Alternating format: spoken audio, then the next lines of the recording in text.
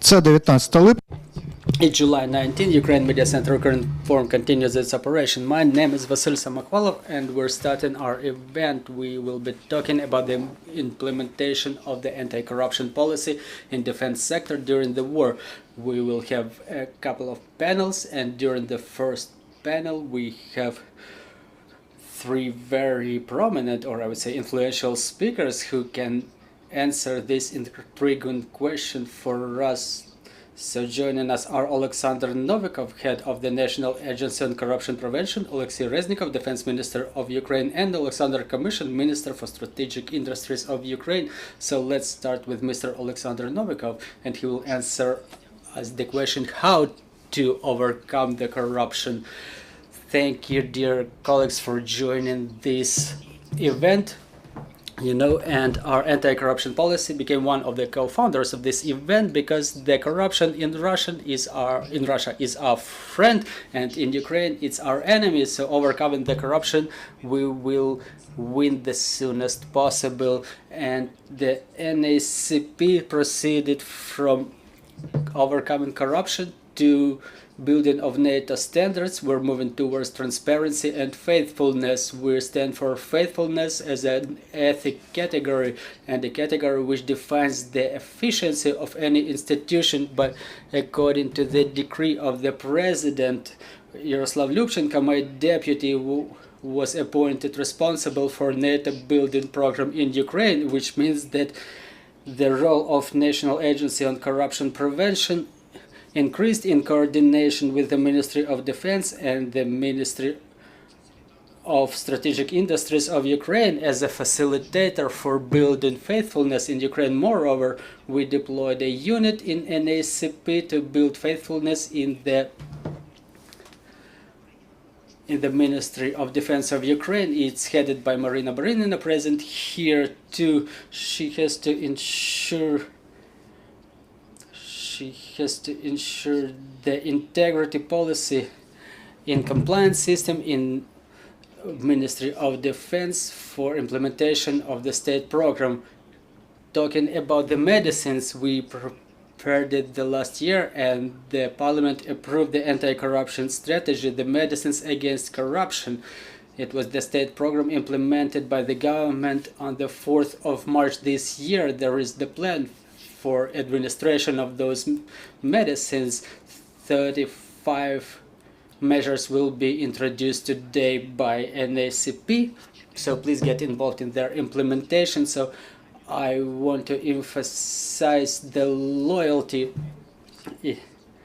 in the processes of management by the Minister of Defense Oleksiy Reznikov and Mr. Oleksandr Kamyshin, the Minister of Strategic Industries of Ukraine.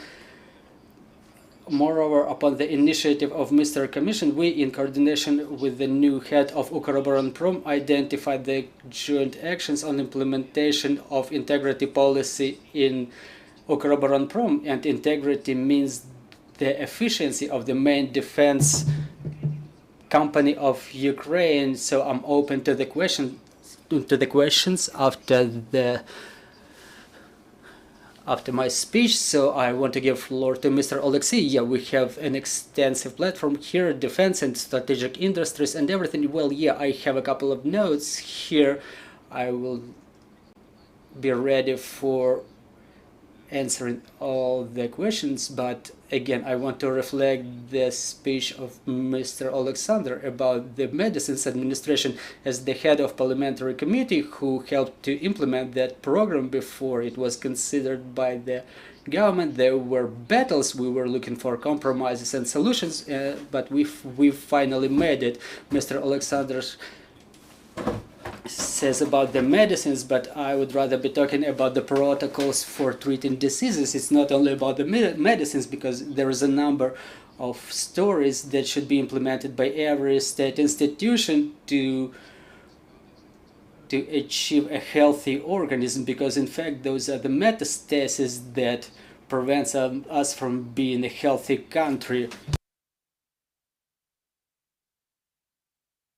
Now that we're repelling the Russian enemy, this fight with our adversary from the point of view of military potential, everything that weakens us from the point of view of military potential are the serious challenges for us as a nation, as a country. So today we also depend not only on our own resources, I mean the bombardments, the loss of jobs, the attempts of blackouts taken by the enemy, so we cannot use our own resource to repel the enemy 100%. We are being supported by our partners, and to make sure that our partners on the high level continue doing what they're doing, I want to remind you that in November 2021, right upon my appointment, I was asking for stingers during my first visit in the United States, and they said it was impossible, but you know, in January it became possible. We got the first shipment of stingers, and you know, first 155 artillery was impossible, then HIMARS, then tanks, then APCs, Patriots, everything was impossible, just like F-16s. Now it all has become possible. It means that the level of trust to the state, to the government officials increased, the level of trust in our armed forces, in their efficiency increased as well. So now we need that trust as well, just like the efficiency. And the efficiency of use of this aid that we're getting in humanitarian area, in financial area, everything helps us a lot. And the corruption is a rust that undermines, that destroys that trust, and prevents us using our defense potential in full. So zero tolerance to corruption is not only a slogan, it's an important element of our survival, and in future as well, not only now, because Russians are not going anywhere. Even given their friendship with Elon Musk, they're not going to space. They will remain our neighbors, they will dream of revenge, and we should create a country so capable to defend themselves that they should not only even consider that revenge for them. So the philosophy of zero tolerance to corruption is being confessed by our ministry, and there are three main directions we're moving in 2023. First is the structural changes to prevent the corruption risks by distribution of authorities, and one of the examples is the continuation of procurement reform, because procurement is one of the components which is a point of vulnerability for any country, whether they are a part of NATO, modernized and up to date, but it's still a task and a problem. So today we are on the way of transferring functions of procurement from Department of Defense, because they should be involved in coordination with the armed forces of Ukraine, and all those functions should be transferred to the relevant agencies. Now we have agency dealing with the defense procurement, and on the stage of its launch is the agency that will deal with the logistics support, so we could work under the new rules. We have the political will for that, and today we're just working on the regulations. Another direction is the digital transformation, starting with the logistics programs such as Logfest from NATO or Karvai, and so on and so forth. Soon we are about to launch SAP, so it enables us to lift it to the level of maximum transparency, control and responsibility, and respectively to minimize any corruption component, including the digital accounting of the servicemen. There is dissatisfaction in the society. There are scandals which are related to the representatives of the subscription centers. Some of them, not all of them, but some of them, because they are the dirt that contaminates the clean water. So we're working with NACP in this area. We have joint goals, and undertake joint efforts. And the third direction is the reinforcement of anti-corruption discipline. We have a department which improved its work and the work of its territorial units, so we support creation of the department in NAKC for integrity policy formation in the security and defense sector. So Mr. Serhii is symbolically sitting right by the side of the colleague, Serhii Stepanyan, who is the head of our department. So I'm sure that we're working together towards the victory. Also, I want to mention that we need to get those right signals about the integrity, because sometimes the regulation in effect doesn't oblige us to do some things, but we can start doing them because they are not in violation of the law, but rather it's a signal to the society, like, do what I do. I'm not concerned about that. I'm just giving you facts. I'm one of the members of the government who submitted the declaration, the text declaration. However, I'm exempt from that obligation during the martial law, and I'm planning to do that for year 2022. I'm finalizing my paperwork now, so given all the nuances of the martial law, but I do it on a voluntary basis. I'm not obliged to do so. On top of that, it's not contemplated by any law, the creation of Anti-Corruption Council at the Ministry of Defense, but we have created it. It means we can do it even during the martial law. We can get to the transparent platforms, competitive platforms, and we've returned to Prozoro platform. And thanks to that system, we've fulfilled another procurement of the Mason service for the huge number of our armed forces servicemen. So I think it's a positive movement, and we will go through all the rest of the procurements which do not contemplate a secrecy regime. So today, for us, after the successful NATO summit in Vilnius, the integration to NATO, in fact, is the task of the Ministry of Defense at minimum and at maximum of the whole country.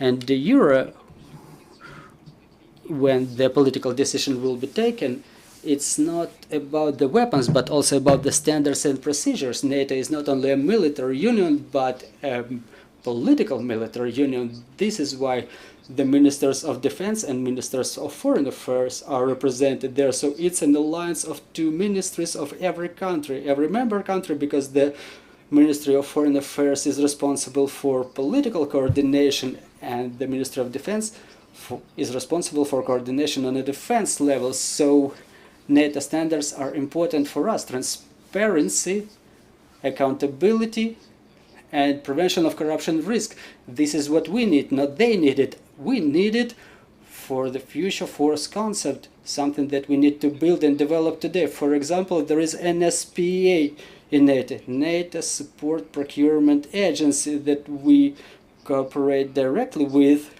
Our employees go to get trainings there, so that our agencies, which will be analogous to their NSPA, work according to their models, according to their standards, and become a part of their network. And as a precedent, we entered into agreement with the headquarters of NATO.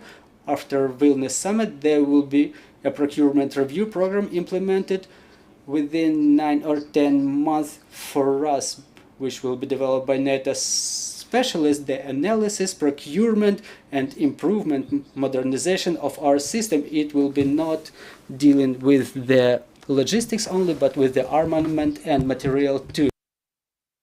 So now we'll look at this angle, at this state anti-corruption program. It's one of the tracks that will lead us to positive voting, which will result in Ukraine becoming the 33rd member of the alliance. And the next year will be the 33rd year of the independence of Ukraine. It would be quite symbolic. Our task is to do it. For me, as a minister, as a lawyer, implementation of this program is the organic step and necessary step. So we started implementing it in the Ministry of Defense. I'm reporting it to you. On the 1st of April, I approved the implementation of its measures today is disposal of the property, lands, and the intellectual property, procurement of goods and services for defense and security purposes, implementation of the military personnel policy.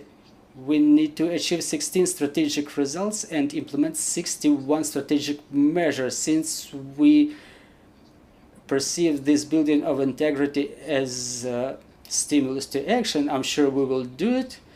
We know that there are bottlenecks, I want to mention them too, which we will probably need to discuss today with the colleagues from NACP and other government institutions. Something probably will need to be postponed. When the program was written, it had a timeline, but the implementation was postponed. Maybe it's an objective process, but the stack of the program was not updated, and the term got shorter, and some things cannot be fulfilled just physically. Those are technical things, we keep working on them. They are not tactical or even strategic things, but we will just ask to postpone some fulfillment terms. It doesn't mean that we stop or we refuse to do it. We will only ask to postpone them, and we will have to do it just with quality. There is a mechanism for provision of bulletin for the servicemen. We want to have this procedure more facilitated for the military and the members of their families. We need to update the legislation which will standardize the idea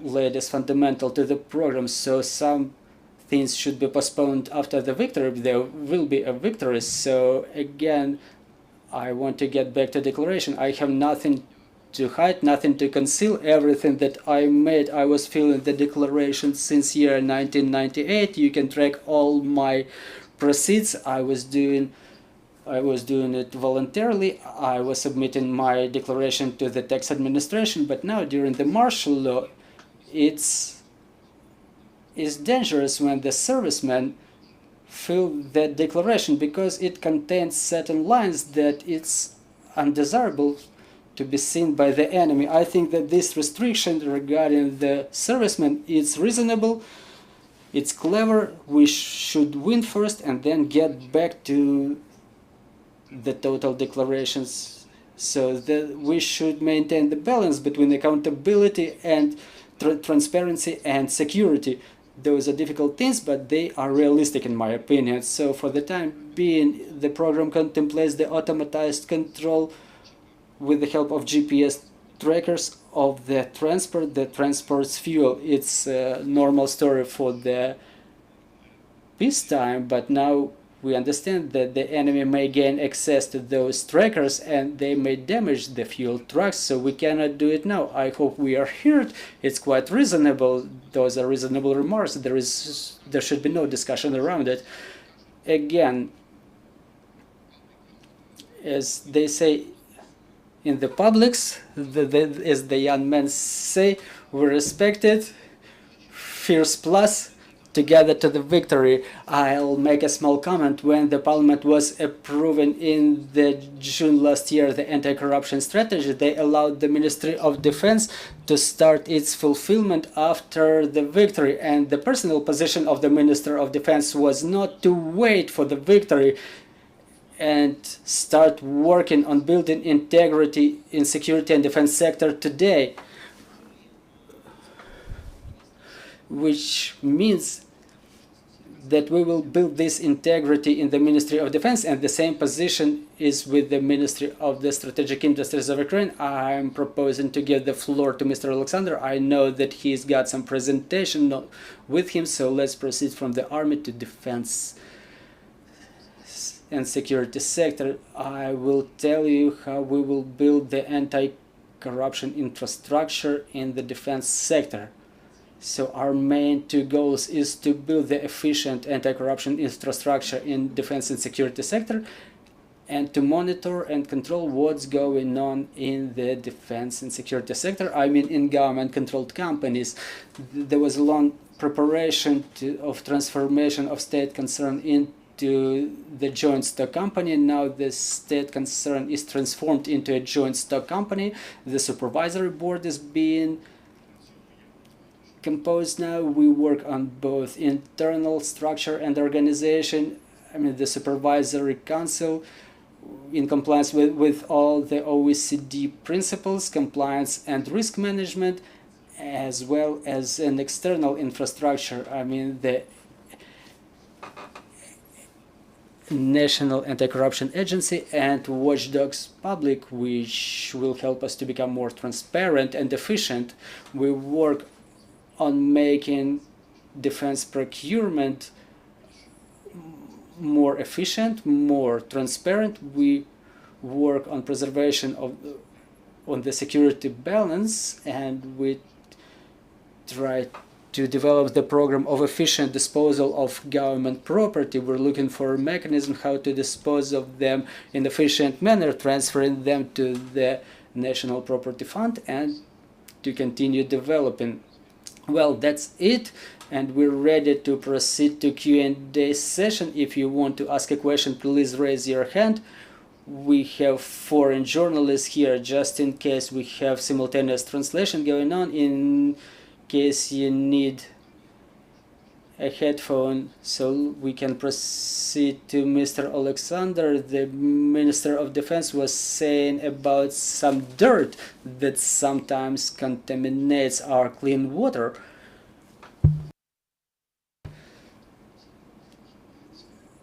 So the military commissioners, can our anti-corruption agency deal with them?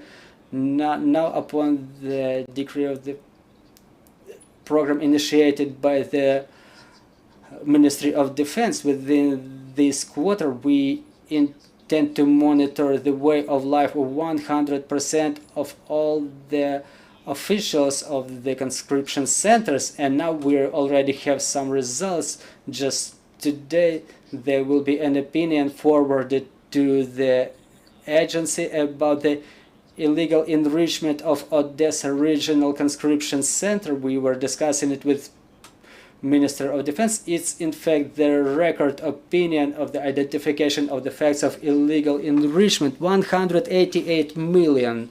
The previous one was regarding the brother of the Regional Administrative Court of Kiev. One single property bought in Spain and assigned to the mother of that person costs 3,700,000 euro. It's 15th of December last year, when Ukraine was under everyday shelling by the enemy, everyday missile strikes, and there is a number of such properties costing, and their cost starts from 500,000 euro. And that person said that they were borrowing money. The total amount of borrowings is $4,100,000. The money was lent by a number of businessmen, and one of them is the owner of a Ibiza club in Odessa. He lent money to this head of the conscription center, which fact is not reflected in the tax declaration. This is what Mr. Minister said. When a person declares their proceeds in a transparent manner, they can lend such amount of funds to somebody. But again, some agreements were signed in Odessa by a number of citizens who were absent in the city of Odessa at that moment of signing. And in activity of this Odessa unit, we identified the facts not only of illegal enrichment, but also of the channels of illegal immigration abroad. All those materials will be forwarded to the law enforcement agencies. I hope the State Investigation Bureau, which investigates the facts against such persons, they will forward this case to the court, and all those villas in Spain, the costly vehicles, they will be confiscated upon the award of the court. So yes, the case is currently in the State Bureau of Investigation. Your questions, please. Good morning, Minister Lorenzo Cremonesi for l'Italian daily Corriere della Sera. As you know, in Italy, the question of corruption is a big question nationally. Minister, two short questions. First one, after the new summit, NATO summit last week, do you feel that the corruption question was still very much on the agenda? Was a request, you felt it was still important? And secondly, you mentioned the symbolic date of 33 next year. What makes you think that for next year this can happen? I mean, you can enter in NATO. Thank you. Дякую вам. Thank you very much. Are you hearing the translation?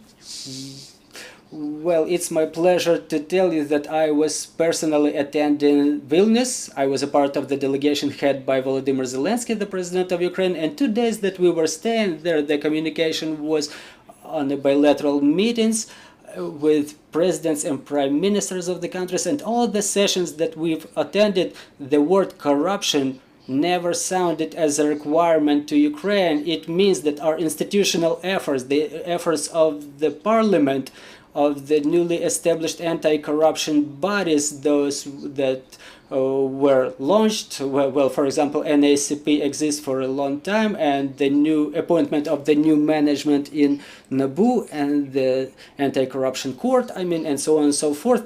This is something that was properly evaluated by the partners. This is why the level of trust has grown, and in this summit there were talks about the reforms of Ukraine, but again, within those days I haven't heard the word corruption a single time, which means we're moving in the right direction, along the right trend. As to another summit in Washington, yeah, you were asking about the next summit in Washington, correct? It was your second question, right? So it will be in Washington. The next summit will be happening in Washington. Yeah, you were asking about the last summit, correct? What you mentioned, you said next year will be our 33-year anniversary, and you were hoping that in that occasion Ukraine could be accepted as part of NATO. So my question is, what you think that this can happen? What you make thinking? Thank you. По-перше, це символічно. Well, first of all, it's symbolic, the figure 33, right? I've seen that symbolism in Lithuania when in the morning I was doing my morning exercises. I was able to wake up and go up the mountain where the Gediminas Tower is located. It's a symbolic place for every Lithuanian, and they announced a support program for Ukraine in Lithuania. 33,000 yellow and blue banners or balloons all across Lithuania, and from that Tower of Gediminas I was able to see the whole Lithuania with the 33,000 Ukrainian flags. This is the symbolism of the figure that Ukraine should become a 33rd member of NATO. Let's not forget that the next year the NATO will mark its 75th anniversary. The alliance was created to repel the aggression of Soviet Union or Russian Empire, whatever we call them, and the main purpose of creation of NATO is to counter Russian Empire. Now there is only one country in the world that has real practical experience of military counteraction to the so-called second army of the world, and this country is Ukraine. I think that there should be no more arguments necessary to invite Ukraine to NATO. Our capability, our interoperability with the countries of NATO says that they should be interested to have Ukraine as a NATO member. So I think that it's a symbolic on the 75th anniversary in Washington, because the Washington Agreement was laid as fundamental to establishment of the alliance, but still we have to overcome, we have to make some little homework. Well, I'm joking about a small homework, so it's a big task, but we have to win. I have to say that Mr. Oleksandr Kamyshin is about to leave in 10 minutes, so I want to ask all the speakers to ask their questions from them. Good afternoon, Kyiv Post, Maryna Shashko. Mr. Oleksandr, question to you. There was information that Russia has a mass manufacturing of drones. So can you please tell us what is the situation on our part? What is the number of drones manufactured by us on a monthly basis? Do we have all the necessary parts? And what is the story with the drone that was announced by Ukrinform with an effective distance of 1,000 kilometers? Is it already used in the front lines? I will not answer this question, I'm sorry. Well, any more questions to Mr. Oleksandr? Well, I hope you understand why I'm not answering your question. Well, if you don't, well, I will be ready to tell it to the journalist during off-record session, but I hope you understand that the matter of security doesn't let me to disclose all the details. But it's a very interesting story. Well, if there are no more questions to Mr. Oleksandr, let's proceed to other speakers. Good morning, Mr. Minister. We were in conflict with the ministry about the decree number 335, and a number of sources saw that that resolution was either revoked or rescinded, but we have no official confirmation of that. So do you know what is the destiny of this resolution 335? There was an official investigation and the Ministry of Defense went to the court about that matter. Can you give us a couple of comments on that? Well, a small lecture then. Look, in reality there was a number of regulations regulating the relations of defense and security sectors with the suppliers. During peacetime, the resolution 363 regulates all those things, but for the martial law, we've adopted another resolution to untie our hands to efficiently fulfill a task in the defense sectors. Is the resolution 335. There was a revolution. Previously, there were so-called RKMs, and the military representatives, they had their hands tied, and they exhausted the supplier with their requirements, and it was a source of corruption risks as well, because it included the human factor. They could look at the RKM on the different angles, and we were forcing the suppliers to take some steps, and we've cancelled those RKM procedures. But this regulation 335, it simplified some things, but it was working, it was in effect with the 363. So last year I invited the state audit to audit the procurement system to identify the weak links, because everything was going on during the war, when the majority of people were in Uzhhorod or Ternopil region, and the minimum number of people was working in Kiev who were capable of working. But again, the Ministry of Defense was going to supply the armed forces with everything necessary. So the state audit, again, it's a matter of interpretation. There is no such thing written down there, that the calculation cannot include the proceeds of the business that provides you with some goods or services. They thought that during the martial law it's prohibited. That's an absurd interpretation, and we've submitted a remarks to this audit opinion. However, we had to resort to the court with disputing of that opinion. But that approach provoked the following things. The law enforcement agencies seen that there was a damage to the government and loss inflicted on the government by the businesses, and resulting from improper disposition of the state-owned funds. And there is a violation by the Ministry of Defense, plus a violation by the supplier company. Then there were criminal cases initiated. There were visits by the prosecutor's office representatives, and the funds were about to be revoked. This is why we proposed the amendments to the resolution 1275. It's a basic regulation that regulates all those procedures. So we've taken the best things from resolutions 335 and 363 and we submitted them for the consideration of the government. The position of some members of the government was overtook, and they thought that the businesses cannot get any proceeds during the martial law, and they say let's count it starting from July, which means that they made gave some slack to the businesses starting from July. But again, all the results from the previous invasion, they remain, and there was another attempt of modernization of this regulation. I was not able to be present at this meeting of the government because I had to attend Ramstein 14.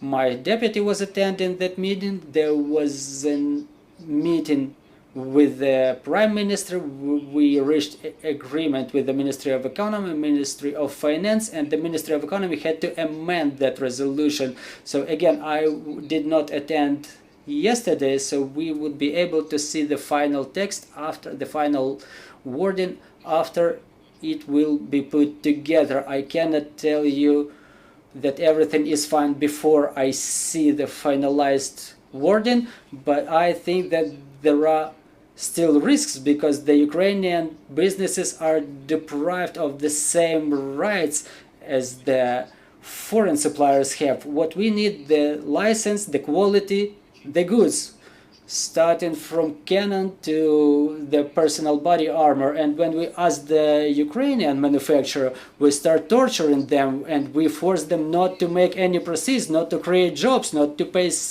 salaries to their employees, don't pay tax to the state budget. Let's not develop the defense capacity of our country. It's nonsense. So I have to publicly state that we will fight for the interests of Ukrainian business because it's the interest of defense capability of our country. Well, I understand that we have to let Mr. Oleksandr go. Yeah, I want to add a couple of words. We're not going to change the country. We're not going to change the tolerance to corruption if we don't pronounce the existing problems. The corruption practices exist where it's better and more convenient to use non-official channels of satisfaction of the needs of the citizens and the government. The situation with the government procurement, when really the Ukrainian suppliers are put in equal position compared to the foreign suppliers, is the situation that will result in corruption, and it will create corruption risks. That one of the principles of anti-corruption strategy voted by the parliament and supported by European Union, by NATO, our American partners, is that we have to say honestly where the regulation creates corruption, and we have to amend that regulation. And what Mr. Minister mentioned is the pathway of the government. The government should take those steps to mitigate the conditions for creating corruption.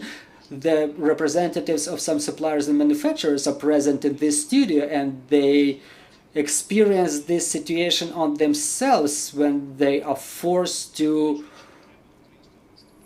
cover the needs of the Ukrainian army with the loss for themselves. Just a small example, Mr. Oleksandr, he makes miracles in developing our defense and security sector. Well, you've asked about a rocket that is supposed to fly 1,000 kilometers. What should the Ukrainian state concerned do without the proceeds, without income? How can they do the research and development? How could they procure the parts and components? It's absurd. Let's let Mr. Oleksandr go. He has a couple of comments. Yeah, we continue working on manufacturing more. It's good that we've seen that we have private manufacturers in Ukraine, that we have government-controlled manufacturers in Ukraine. I appreciate the support. I appreciate that our defense companies are allowed to work with income. It will allow us to intensify the growth of our defense sector. Our foreign partners supported us. They provided a necessary number of everything for us Thanks to the President, Minister of Defense, everybody who got involved in the work with the partners, they provided us with the necessary number of weapons, of ammunition. We were able to stand our ground, but without the launch of our defense industry, we will not be able to make it. So let's focus on creation of our defense sector. The resolution taken by the Cabinet of Ministers yesterday, it will allow our defense and security companies to grow faster. I agree with everybody that the problem exists. We have to recognize it. In defense sector, historically, corruption was a big problem. And for me, in my age, the management of Ukrinform, and judging by the lexicon used by Mr. Oleksiy, we don't want to have anything in common with those problems. Believe me, in the defense and security sector, there will be procedures that will clean the sector. We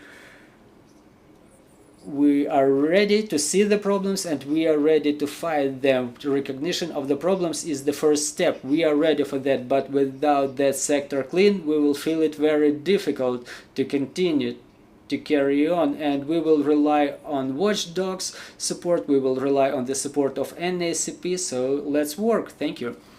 Thank you very much. Let's let Mr. Oleksandr go, and we will have 10 more minutes to ask questions from the two speakers who remain. We have question online, a question to Mr. Novikov, Olena Tribushna. What will NAKC do should the parliament approve the law on resumption on declaration of tests, and will they leave NAKC without their jobs?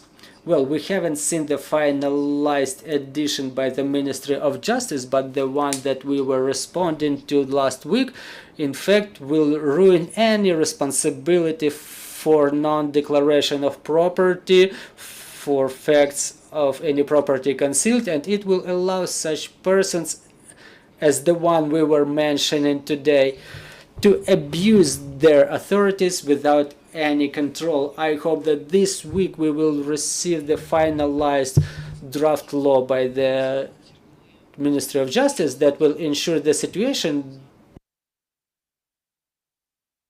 when the best declaration system, as it was recognized by the World Bank, that will ensure the integrity of Ukraine in general and defense and security sector specifically. The servicemen, as Mr. Minister said, are not obliged to submit their declarations, or the people who are currently staying in the temporarily occupied territories or the areas along the front lines are not obliged to submit such declarations. It's in the best interest of Ukrainian citizens, and their interests should be taken into account in all the draft projects. Well, let's take questions from the floor. We'll take 3 or 4 more. Good afternoon. My name is Katerina. I'm the representative of Arms and Weapons Manufacturers Association. I am happy that this deregulation have happened and the local and foreign manufacturers will be in equal conditions. Are there any plans to provide any advantages for the local manufacturers, or what should the manufacturers be prepared after those amendments that were adopted yesterday?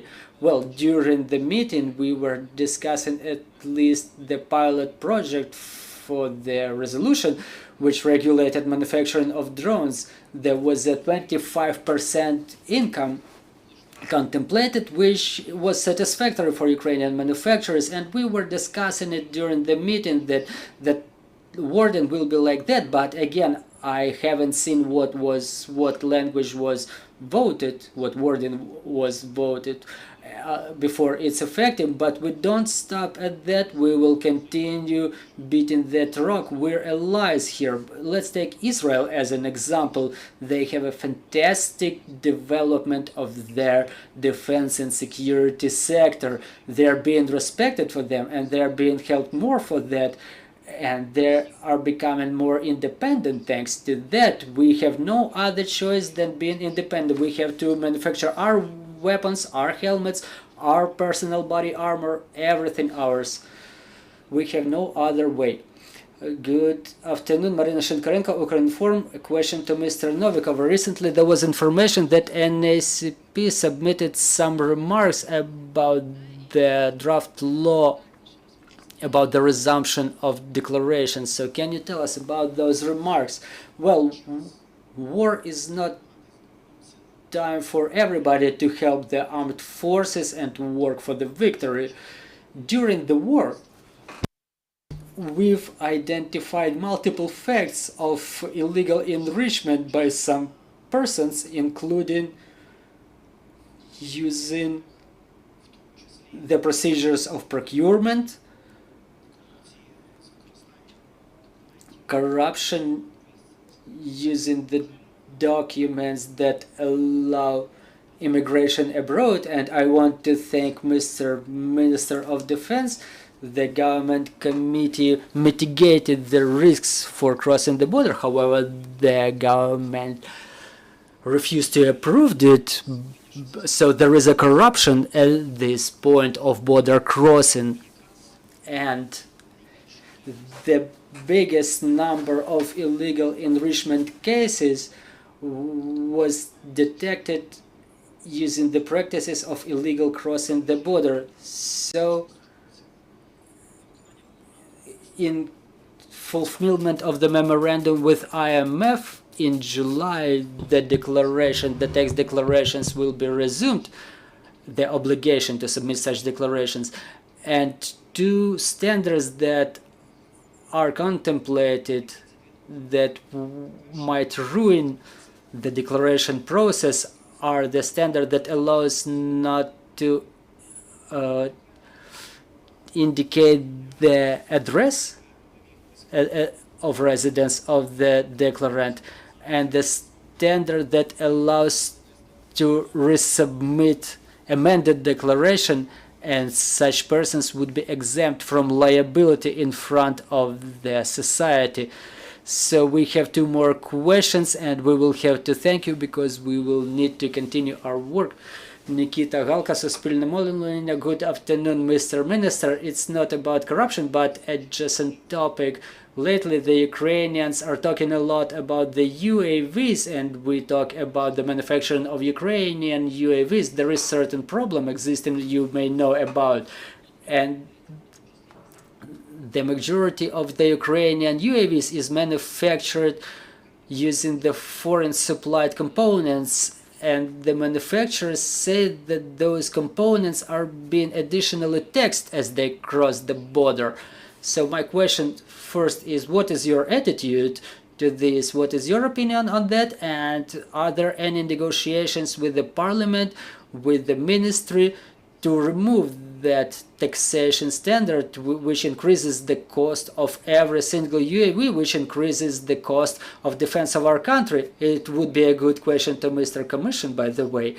Well, I will answer this question. First of all, back in September, November, upon the initiative of the team of the Ministry of Defense, we've adopted the resolution that facilitated the commissioning of everything that is related to Ukrainian drones. So that, for example, you design a new drone, you would need 2 years to go through all the circles of hell. This time, if you guarantee the quality, so it takes like 2 to 3 weeks. If the military said that, yeah, it flies, it bombs, it shoots, then here you go, 3 weeks.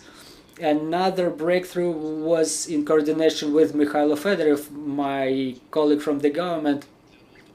The resolution that contemplated 25% income for the manufacturers, and the third resolution would exempt the components from all the duties and taxes as they cross the border. So it's again, here it's a formalism, the human factor, and it's the same situation as with the audit, the resolution 335.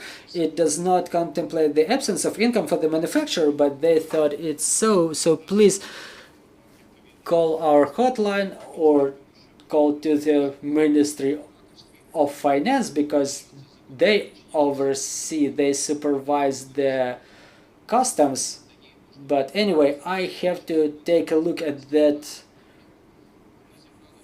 order, that resolution, because we can do the startups, we can do the booming. We've gathered 82 Ukrainian manufacturers and we've commissioned 20 new drones in the armed forces that successfully destroy orcs and their material. So now, in fact, we're saying that the components are tax exempt. Yes, but again, there are gaps. Maybe something is not perceived by the customs as a drone component. So without the specific case, I cannot give you specific details. Well, what they say about, for example, there is a remote controller for the drone. Well, with all due respect, I'm not a mechanic, I'm a lawyer. So you know this button on the remote control is being taxed. Well, I don't know about the buttons or cables, but probably they have to hire a better customs broker. Well, the last question. Reuters, Dan Belashuk, thank you for your time, thank you for your comments. I have a question to Mr. Oleksiy. In your speech, you mentioned that anti-corruption infrastructure built in the ministry and the anti-corruption council in the ministry, that it's operating for the last 3 months. It's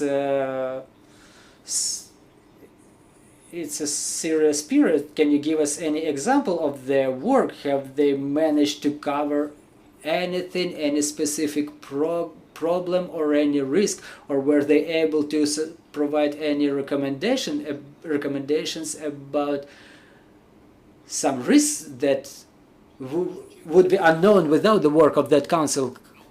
What is the result of their work? Well, the Anti-Corruption Council delegated their representative to the collegial body that was updating the procurement services, the services for the messing in the armed forces. It's the Prozoro platform plus this collegial body that we've established. So the representative of Anti-Corruption Council were present there. They were looking through the paperwork, taking part in the discussion, but talking about the specific recommendations, I'm expecting to get some from them, because given my concept, they're working on the proposals, including the amendments to the regulations. So they went all that way. They've submitted about 25 requests for different documents, and the units of the Ministry of Defense of the Armed Forces provided their response, and based on the information they got, I'm expecting for some specific propositions from them. I cannot say that I have a draft proposals, but I hope next week I will hear such proposals from them. I would like to add that the Council was addressing NACP with a request to support them in processing of the methodology for an analysis of the candidates for the positions. So we've made a training for this public council, because we understand that every process just is as efficient, as faithful is a person who is responsible for that process. Good people provide good results, but first we have to analyze those candidates, and this is where we cooperate with the Ministry of Defense. Well, on this optimistic note, we have to wrap up. We'll make a small break. I'm asking the new speakers to take their seats. It will be Svitlana Musiyaka, Head of Research and Policy at the Independent Anti-Corruption Commission, and Dmytro Kalmykov, Head of the Anti-Corruption Policy Department at NACP. Thank you. See you shortly.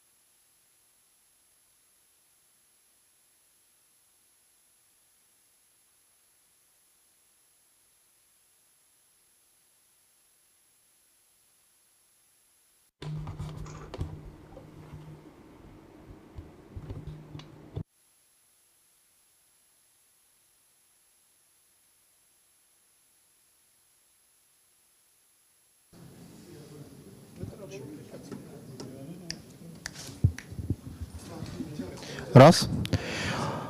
Отже, ми So let's continue our work. Now we will continue talking about the implementation of anti-corruption policy in the defense sector during the war. сигнали, якийсь голос в залі, прошу притишити. Будемо говорити зараз із Глібом Каневським, знову таки експертом з питань антикорупційної політики, та Світланою Musiyakою, керівницею напрямку досліджень та вироблення політик НАКО. Знаю, що ви принесли нам презентацію, це аналітичний бриф, державна антикорупційна програма на 23-25 роки, фактори успіху для сектору оборони. Прошу вас брати мікрофон і демонструвати, показувати цю презентацію.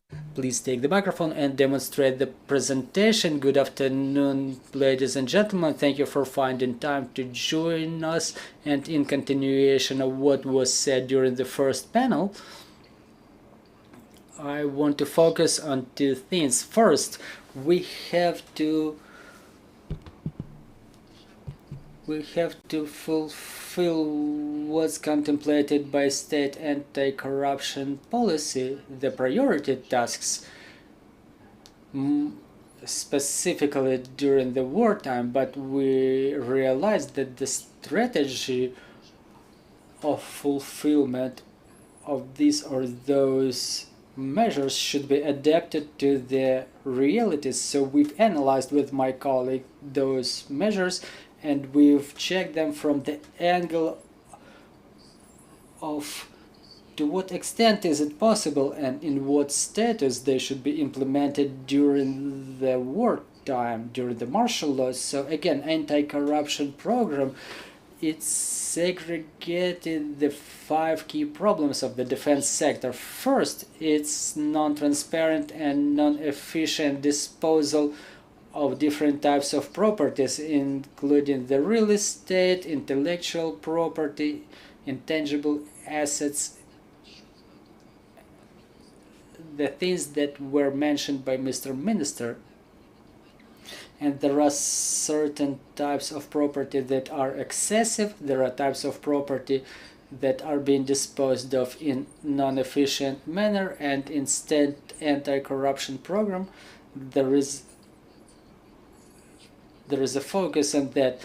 Then the secrecy of the procurement that we've mentioned, and the state anti-corruption program proposes certain steps to mitigate that risk. Non-efficient moment of monitoring of defense products in the process of their manufacturing. This matter is closely related to the structure of defense procurement, the quality control system that should be established and implemented in compliance with the European Atlantic standards, and then the non-efficient use of the budget funds and abuse during the procurement of dwellings for the servicemen, and corruption risks in implementation the human resources policy in Ministry of Defense. So in every single matter we discussed their urgency, their pressing nature during our first panel. Those documents were developed before the full-scale invasion, but their urgency even increased now. So we have to adapt to the current situation. Among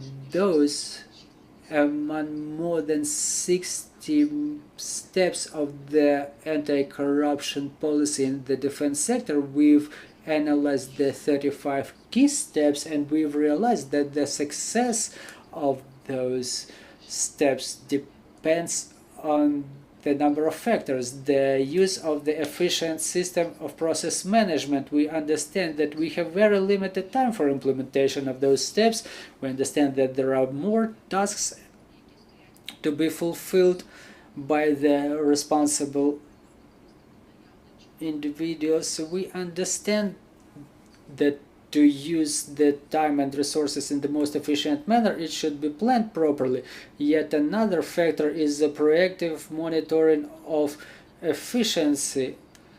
And I would say that even given the conditions of the martial law, we have to preserve the transparency in front of the public to exercise the independent public control of the correctness and to what extent the steps are being taken. We've analyzed also our approach, we've checked the key measures, and we've submitted we've put together the proposal to what extent this or that step is important for achievement of a certain strategic result, and we've rated those steps by their contribution to the overall result.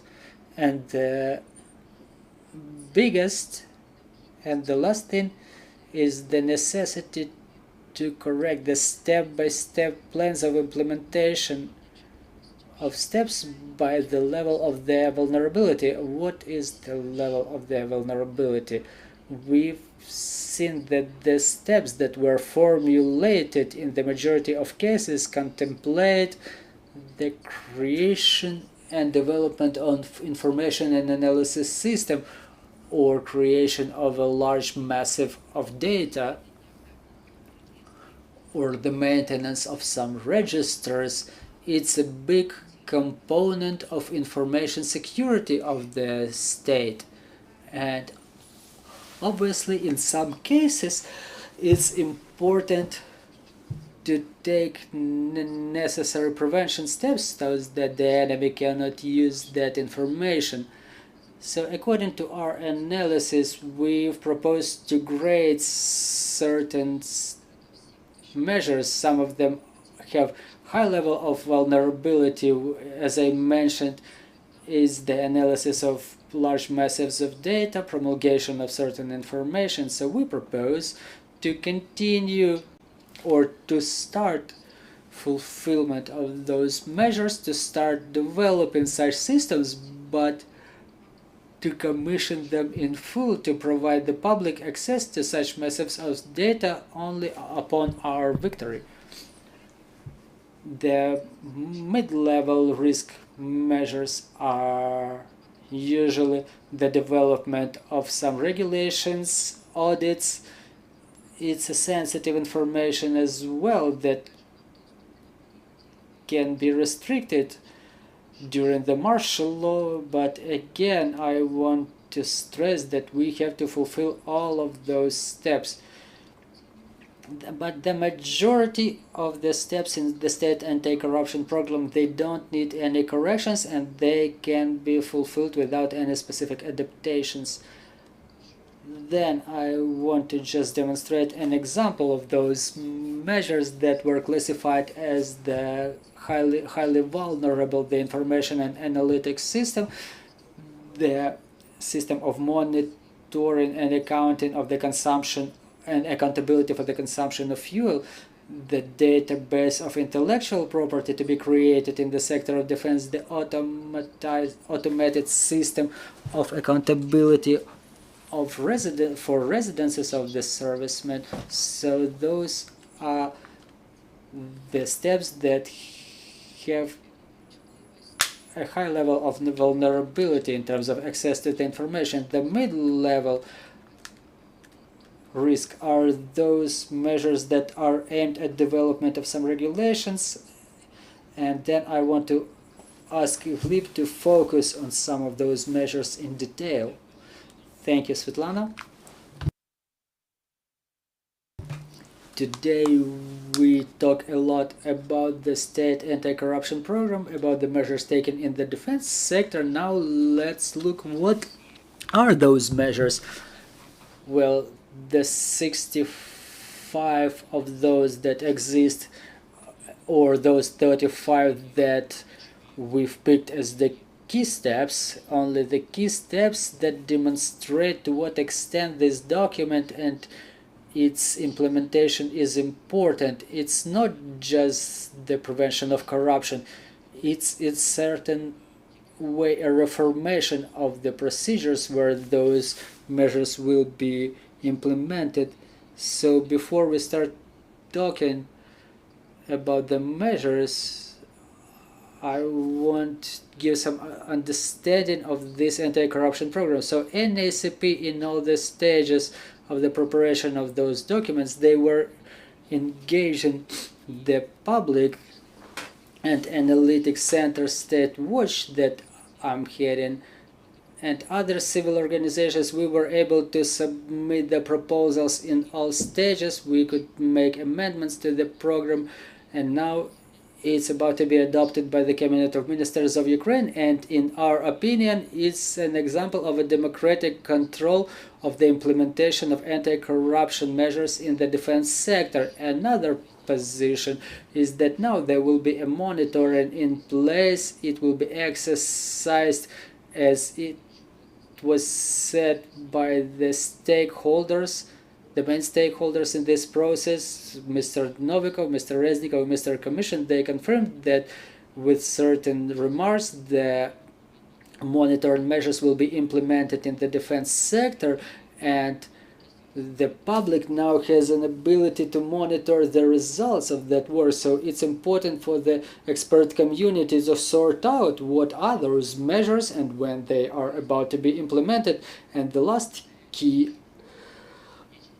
issue is that there is a clear vision by all of the players in the government, in the parliament, in the public, in the civil society. It's not just some measures, anti-corruption measures, but it's the reformation of the country, and it's a movement closer to the NATO countries. So the first measure I propose to consider that the NACP experts identified as with a high level of vulnerability is the step in the area of procurement of fuel. Today it's impossible to identify the volumes procured by of fuel procured by the Ministry of Defense, but it's likely that the ministry today is the biggest buyer of different types of fuel.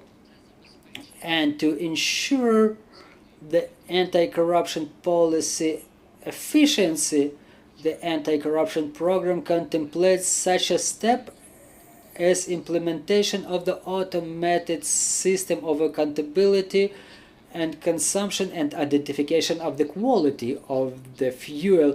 Mr. Oleksiy mentioned about the GPS trackers, that it's important to track the routes of the fuel trucks which transport the fuel.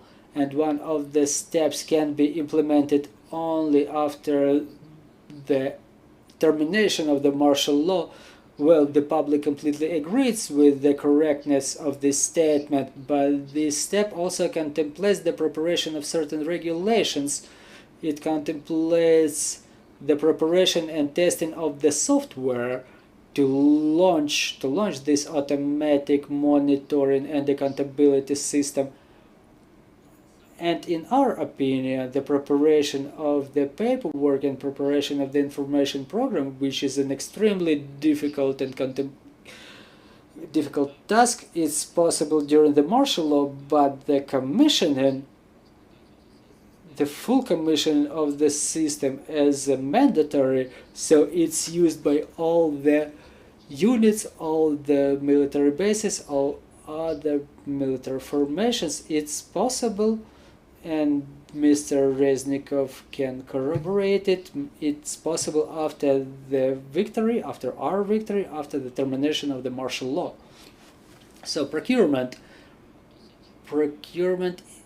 is quite a big area of work of the Ministry of Defense, maybe the most frequently discussed. So now we're not talking only about the procurement of fuel, but about the procurement of ammunition, material, vehicles, and weapons. So active role in this step is played not only by the Ministry of Defense, but also by the Ministry of Economy, because we're talking about the register of government contractors here, and this register operates for a long time, and it's contemplated by the law on defense procurement. But previously, before the full-scale invasion, there were problems with implementation of this register. This is why the anti-corruption program envisages that this register should exist, should be in place because it exercises the function of decrease of the amount of personal communications between the representatives of business, whether private or government controls, who manufactures the weapons and ammunition, and the government authorities who procure this complex type of goods and services. And anti-corruption program, in our opinion, is a good chance to implement this reform that was contemplated by the law on defense procurement several years ago. But this system, we see it as a one with a high risk, which can unfortunately be used by the enemy during the war against us. So, using the example of the system for monitoring of distribution of fuel, we propose to develop this platform, but it should be tested first, but then to commission it only after the end of the battle operations, after the termination of the martial law, and only then this system, or at least parts of them,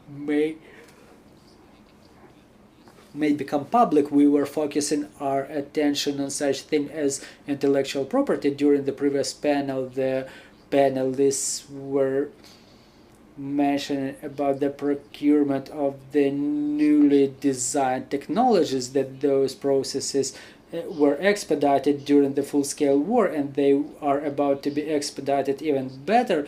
More design bureaus, more design teams will be emerging in private and government-controlled sector. Ukrinform will play their role in that, but before the full-scale invasion, those data were not systematized, digitalized, and processed properly. So the state program, state anti-corruption program, there is not only the system of anti-corruption measures, it has a function of reformation too. So it contemplates the creation of the information platform, of the information base of the construction works, where the government, specifically the Ministry of Economy, which is responsible for this sector, where they can categorize all the data which is scattered around the private companies and state-controlled factories.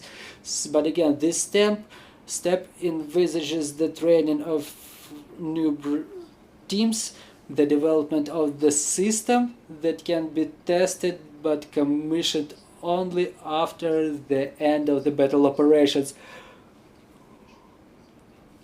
One of the examples of the risk, which is a derivative risk, is the fact that such a thing as inventory, the collection of information about those construction works, design works, the digitalization, it requires the synergy of a number of ministries, because on top of Ministry of Defense, Ministry of Economy, there's also Ministry of Internal Affairs and Ministry of Education involved, along with other bodies. So they should do that inventory, and they should have the standardized forms to make sure that this set of data can be used in the joint digital database. So this step, as Svitlana mentioned, in the anti-corruption program, we have the organization measures that can be implemented during the martial law, but the information that will be accumulated during this inventory, it should be protected. So the government authorities responsible for cybersecurity should be involved in this process, and the data that will fill that database, it may only be disclosed after the termination of the martial law. Well, by this QR code on the screen, you may download the analytic brief of NAKO with all 35 key steps of anti-corruption program. It doesn't mean that they are either better or worse, but it means that those things are the root of the reforms that brings us closer to the NATO standards. Thank you. Thank you very much. Do we have any questions on the floor? If we don't, I will ask my questions and then we will proceed to another panel. Mr. Reznikov said that the main challenge is the balance between the publicity, transparency and security, because the data about the procurement of uniforms or the meals may indirectly give a tip about the number of servicemen in the Ukrainian troops. So where is this sense of balance? What is the internal censor? You know, not to give more honey than necessary to kutya, so to say. Well, you know, here you don't only have to rely upon your internal censor and your integrity to make sure this balance between security and transparency exists. We have to engage the civil society, the experts, those who can exercise the democratic independent monitoring of defense and security sector. Obviously, we have to check for the new forms of such control, new forms of cooperation, as it was mentioned, to disclose the plans of government procurement or to make public access to this or that type of information.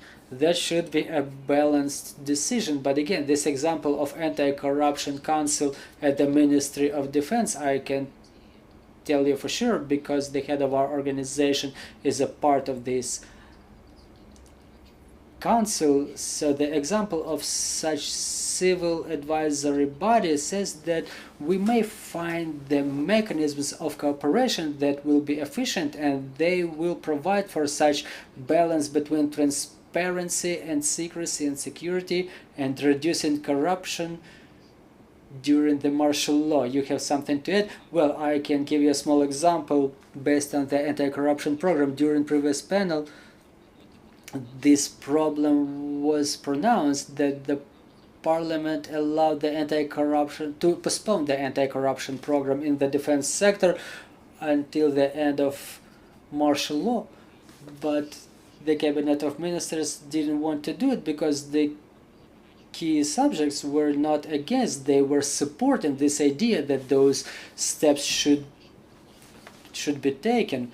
And it's an answer to your question. It would be logical to wait until the termination of the martial law, but on the flip side, this program brings us closer to the requirements, to the fulfillment of requirements of our partners. It builds the trust between Ukraine and international partners, and it's about to provide for not only implementation of the steps in anti-corruption area, but also implementation of reforms in such areas as corporate reform of Ukrinform, government procurement, and so on and so forth. We want to thank Hleb, we want to thank Svitlana. Please take your seats in the studio. I'm asking our technical team to put another chair, and I want to invite another trinity of our speakers: Serhii Stepanyan, Acting Director of the Department for Prevention and Detection of Corruption of the Ministry of Defense of Ukraine; Dmytro Kalmykov, Head of the Anti-Corruption Policy Department of the NAKC; and Maryna Barinina, Head of the Department for Integrity Policy Formation in the Security and Defense Sector of the NAKC. So let's start with Mr. Serhii, who is about to tell us what are the steps taken by the Ministry of Defense now for the purposes of fulfillment of state anti-corruption program. Please take the microphone. Good afternoon. My greetings to everybody at this event. I want to mention that the Ministry of Defense of Ukraine, as it was mentioned by the minister umpteen times, that we are not obliged to fulfill the national anti-corruption program, but our vision is such that we are obliged. We will fulfill it, and the minister himself is trying to do everything to make sure it's fulfilled to the maximum extent. Everybody in the Ministry of Defense understands that it's our pathway to victory. And I want to say that during the last data summit we got two tasks: the victory over Russian Federation and the victory over corruption. The propellant of this victory over Russian Federation is the Armed Forces of Ukraine, Ministry of Defense of Ukraine, and those who propel the things with overcoming corruption is NAKC. So in cooperation we will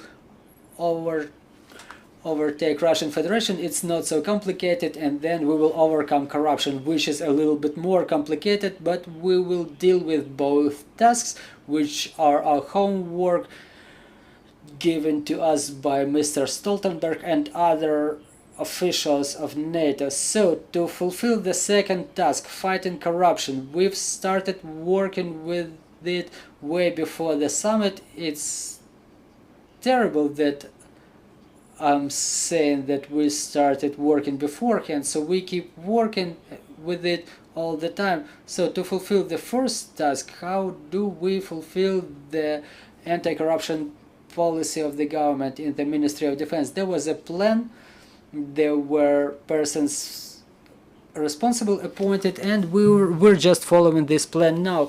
And we have to say we have good aides there. We should not call them aides, but rather the friends. NAKC, they developed a beautiful thing called, well, they will tell you about it a little bit later, is the digital accountability system, accountability and reporting system. Do I understand it right, that we will be able to witness that reporting live what's going on with the fulfillment of the state anti-corruption program? So, and what are the problems with this fulfillment? So basically it's a normal working path for the fulfillment of this state program. I understand not everybody is in touch with this program. I will explain you in a general terms, so it's more interesting. There are certain problems. For example, there are problems discussed by everybody: the development of the system, the GPS navigation. So what is the problem here? Why is it being discussed by the Ministry of Defense? The previous speakers, the previous panelists from NAKO, they mentioned it. So you can develop the legislative balance, develop the system, test it, and then not commission it. But we have many remarks to this thing. Our IT specialists say that it makes no sense to develop an IT product that will not be commissioned immediately. The lifetime of an IT product is 3 years. If we develop it now and we don't use it, we bury the money basically, and we are not going to use the GPS navigators now. It's 100%. Even if everybody wants it, we're not going to install the GPS trackers on our fuel trucks moving around the country. But again, talking about the preparation of legislation, it's a whole different thing. It should be done. I completely agree with that.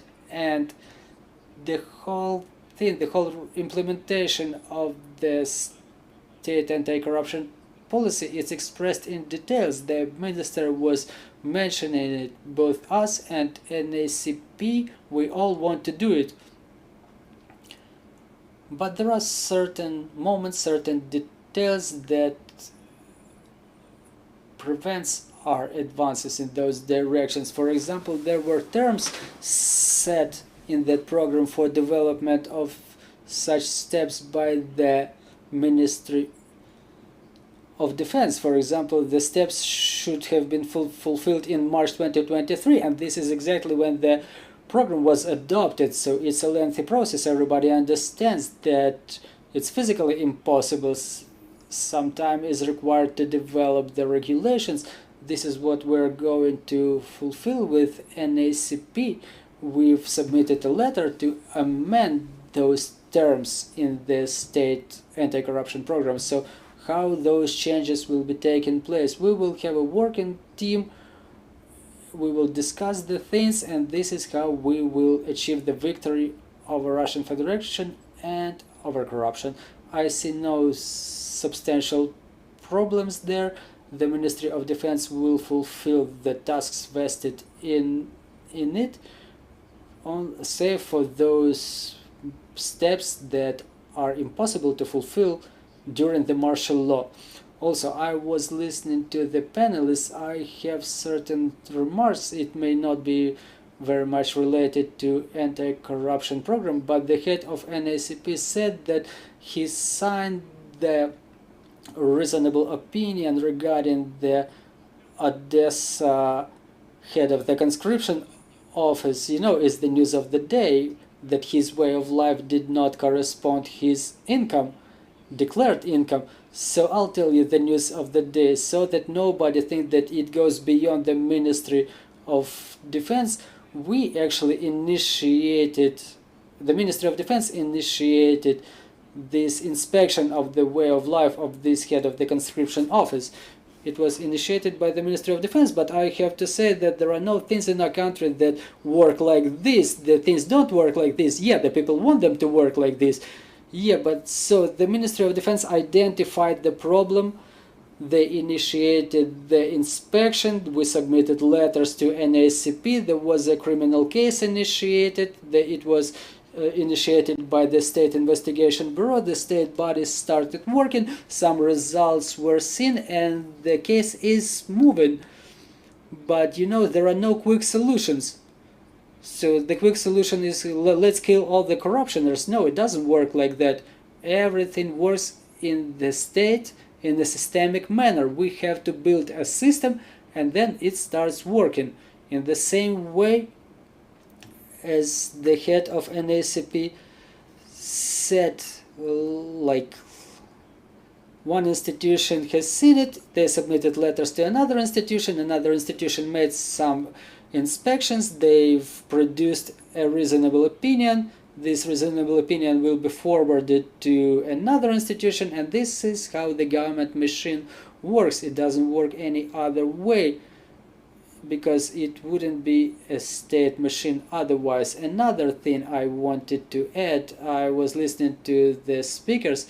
The head of NACP said that NACP prepared the amendments to the laws to prevent the illegal crossing of the border, which were not supported by the government.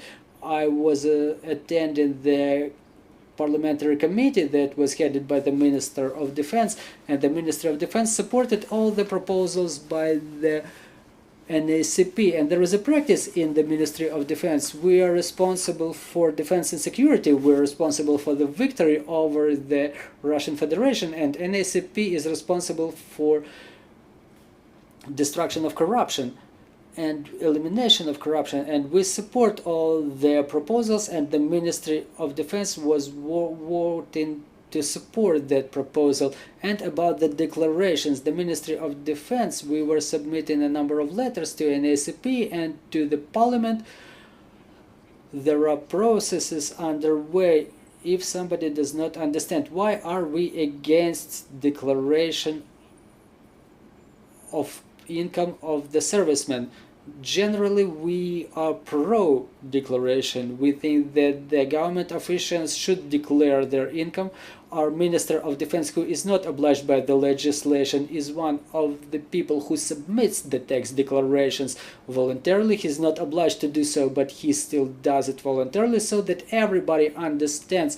He serves as the example to everybody, but we cannot force the government officials to submit the declarations, because it will result in chaos. If anybody has seen the draft law 1871, which was developed not by the Ministry of Justice but a different, it's in the Parliament since autumn last year, the persons, the servicemen who were not able to submit the declaration in a timely manner are not about to be brought to liability. Okay, a major was running around near Bakhmut with a machine gun. He didn't make it submitting the declaration in a timely manner, and we worded in a legislation that he is guilty he should be brought to liability for not submitting the declaration. So there should be no any language regarding the liability of a serviceman. Those people, they defend our country, they fulfill their duty, and their bet is their life. They have not submitted the declaration, but yes, they can die there in the front line. It's a very sensitive issue for the armed forces, for the Ministry of Defense, and I'm asking to support us.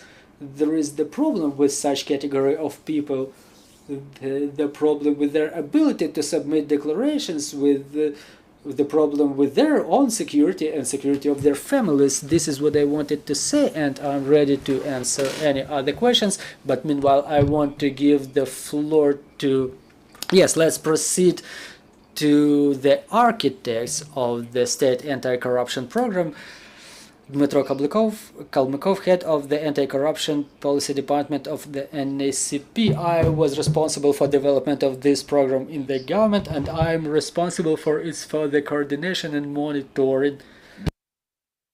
The first thing I want to say in the context of the Ministry of Defense is the words of appreciation is the ministry that was seriously involved in development of the program. I want to thank Mr. Oleksiy Reznikov personally, who personally was a propellant of this program, because this program should be considered by the parliamentary committee headed by Mr.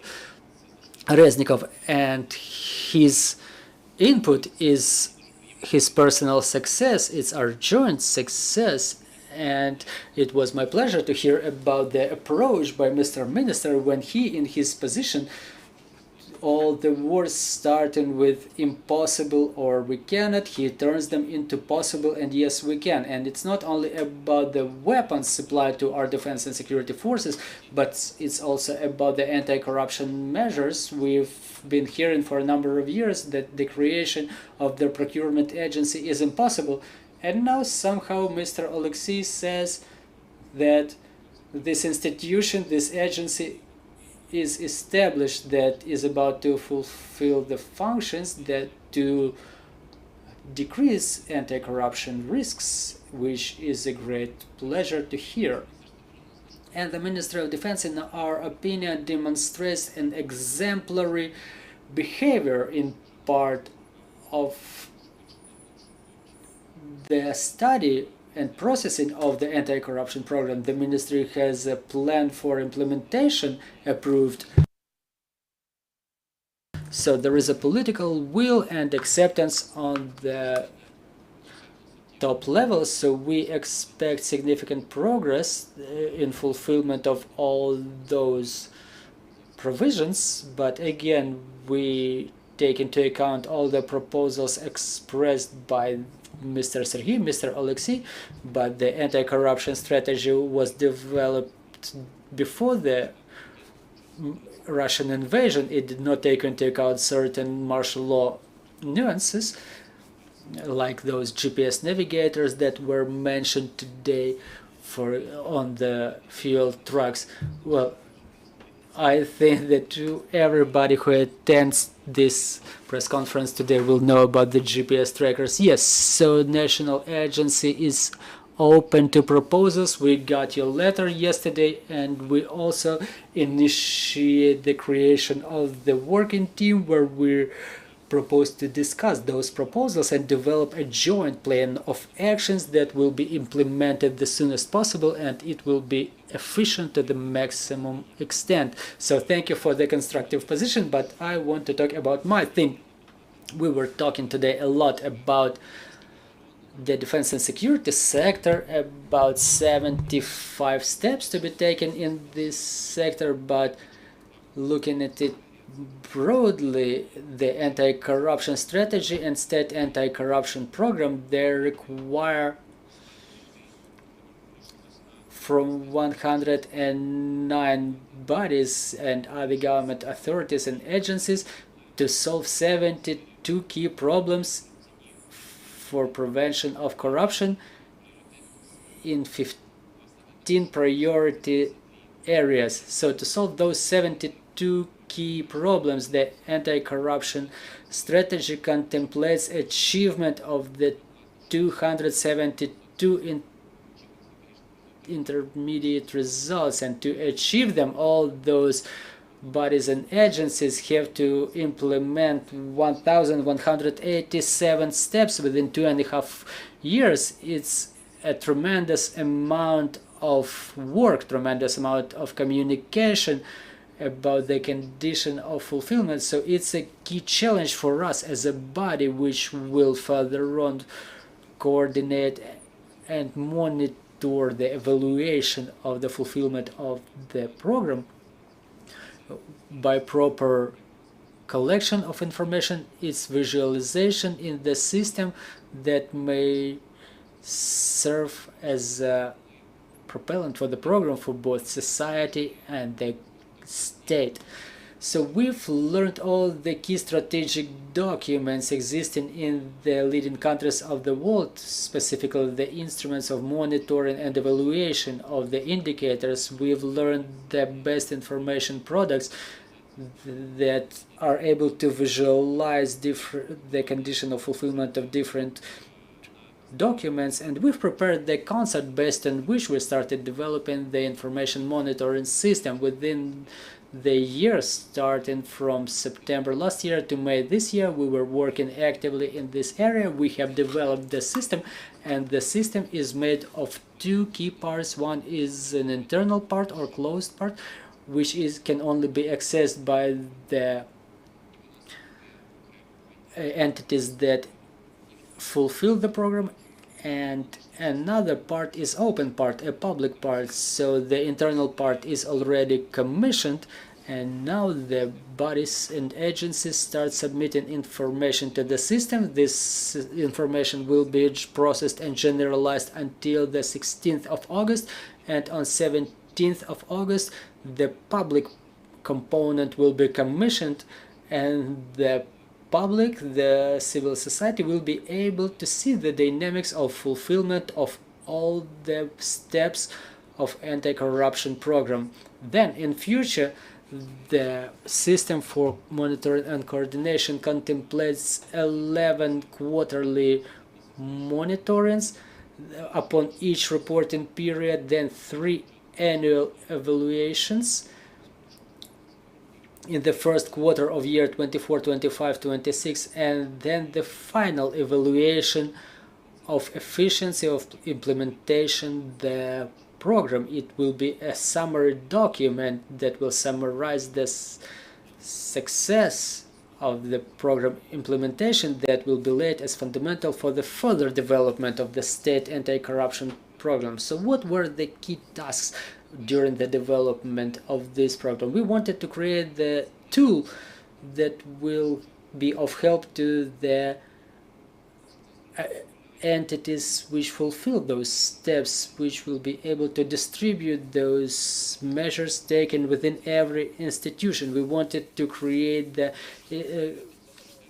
steps for internal control and the platform for coordination of the entities responsible for fulfillment. Then we wanted to create a tool for verification of data by the employees of the National Anti-Corruption Agency for Corruption Prevention. It should be the only source where all the information is accumulated about all the documents which confirm the fulfillment of this program, and it will automate all the processes related to automatic calculation of data. Now you're seeing on the screen how one of the tasks is being fulfilled: planning and organization of steps in every institution. So there may be 4 users in every institution.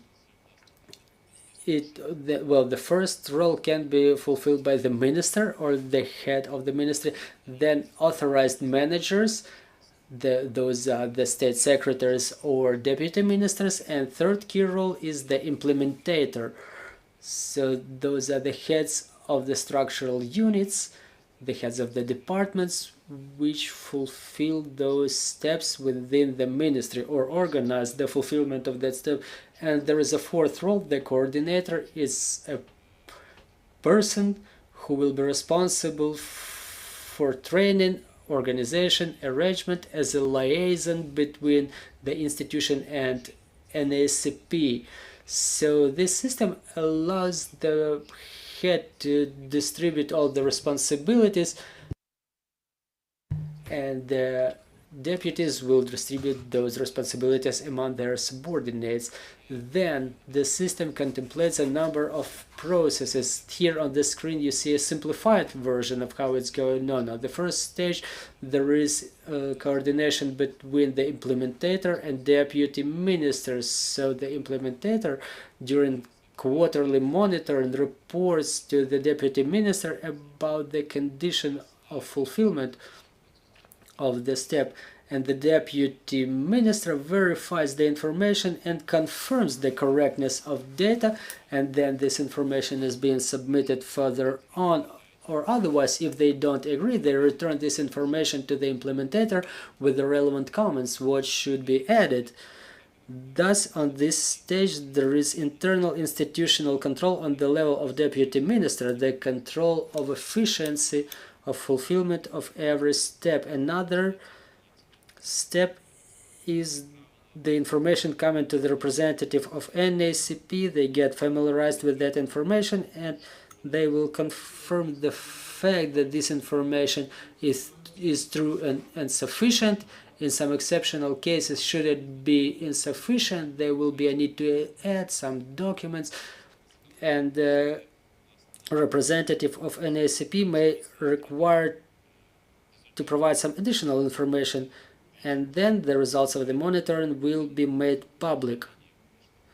You see on the right there is a line. The line, this is the coordination between the closed and public components, so they confirm it with the signature of the employee of the NAKC, and the information is made public and a public may see that the step is either fulfilled all part, or incomplete. I understand we're limited of time, so this is what the account of different users look like. For example, the ministers, they see only the steps that were vested in the ministry, which are the tasks of the ministry. The key role is with the minister, and here they can see their deputies, and on the popping up list they can see the ministers who are responsible of this or that function. So this is what the working page of the manager, of the responsible manager, looks like. This is what the account of the implementator looks like. They have their steps to be taken and they report on their fulfillment.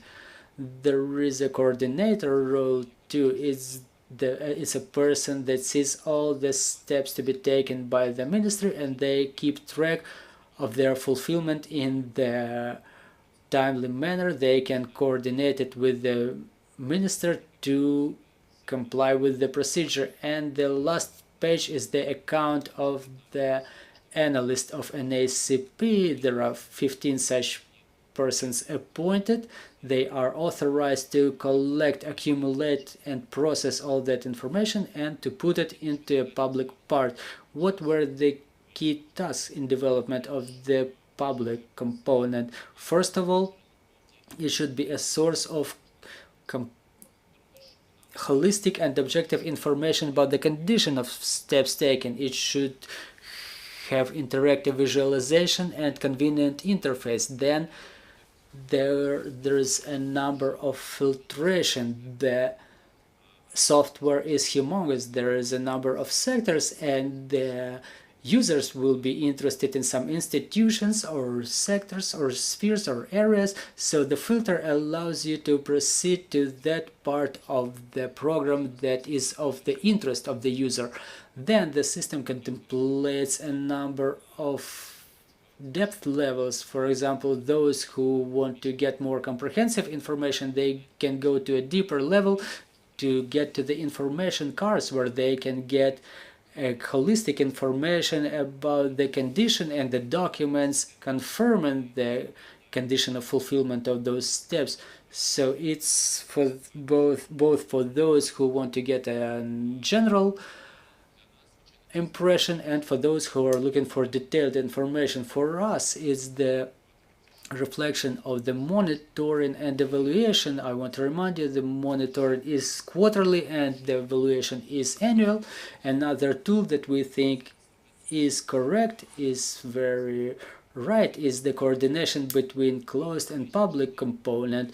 In the public part there will be some functionality contemplated through which any person can submit information to the closed system. For example, any event that is seen as fulfilled, that it's fulfilled not to the full extent, such notices will be seen by all the executioners, and they will become respectively a reason to consider that report, and if this information is verified, it can become a reason to update the status on the system. In my opinion, it's an important feedback tool, an important tool for our colleagues from the civil sector. For the feedback from our colleagues is the tool for objectivization of this information, because we may commit error as well, and our task is to make sure that this information is faithful, it reflects what's going on in reality. So this is very in brief given our restrictions on time. So this is what the pages are about to look like. The basic page that discloses the characteristics of the program, the condition of its fulfillment, the key persons responsible and key agencies responsible. On the other page you can see the results of the monitoring and evaluation. You see is broken down by units or areas, and if we get a little bit deeper, for example, in some areas like construction or land relations,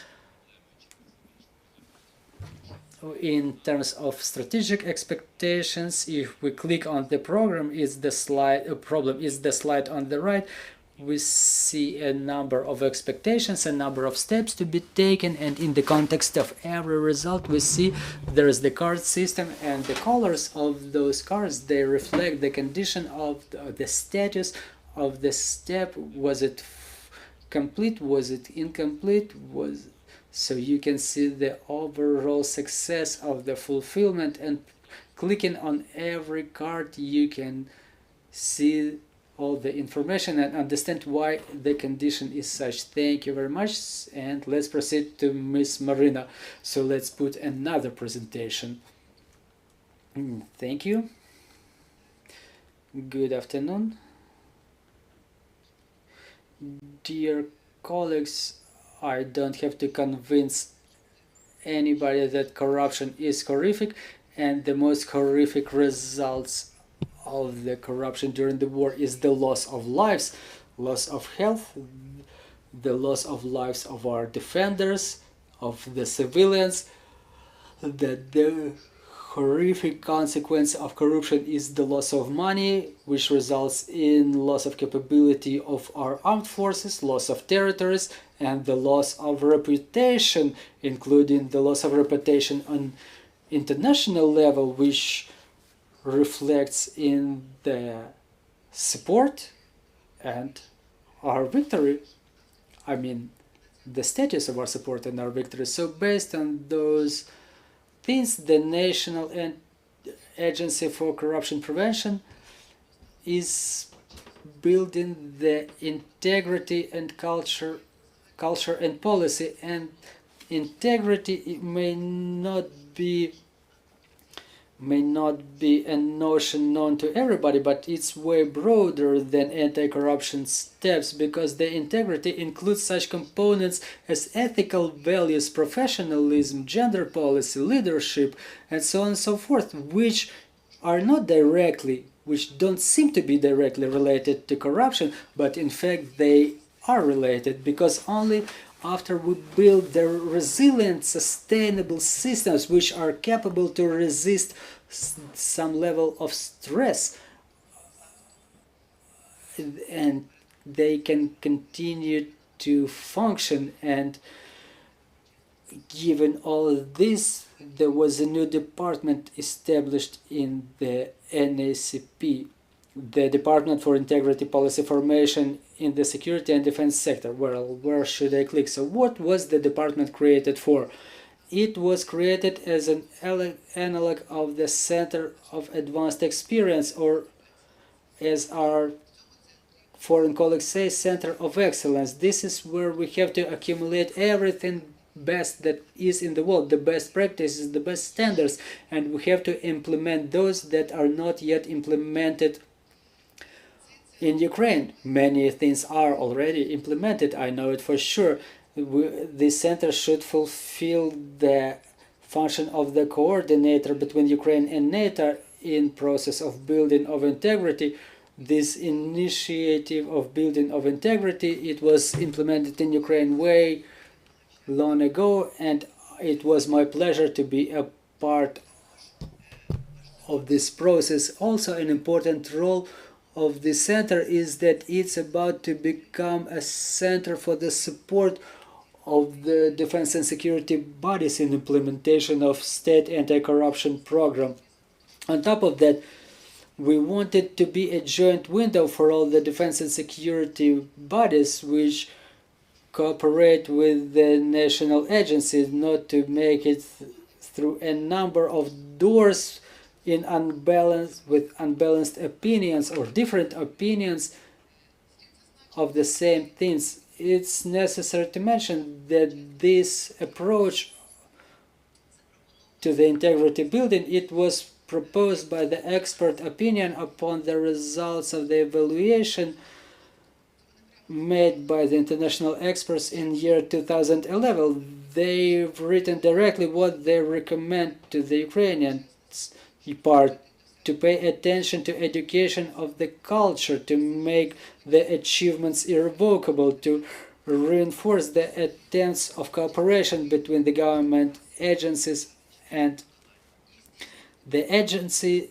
for Corruption Prevention, for monitoring of the progress, and those are the tasks of the department, to analyze the corruption risks on a strategic level and to provide advice only in coordination with the agencies of the security and defense sector themselves, in cooperation with the civil society, with international experts.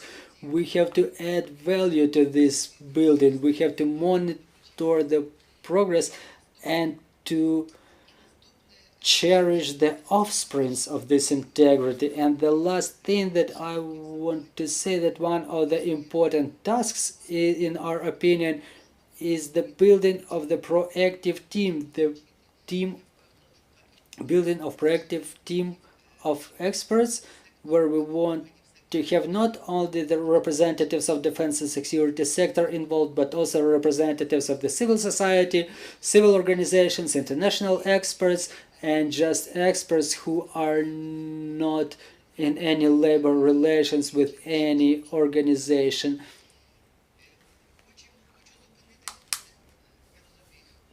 I understand that my presentation should be the shortest, because talking about the achievements is a little bit premature. It's been only 1 week upon my appointment in this office, but I can only talk about the ambitious goals that we set for ourselves. So talking about the anti-corruption strategy and implementation of the state anti-corruption program, we were talking to our colleagues with Serhii, Stepanyan and other colleagues. Really, we understand that there are challenges, there are risks that are related to implementation of the measures and steps during the war.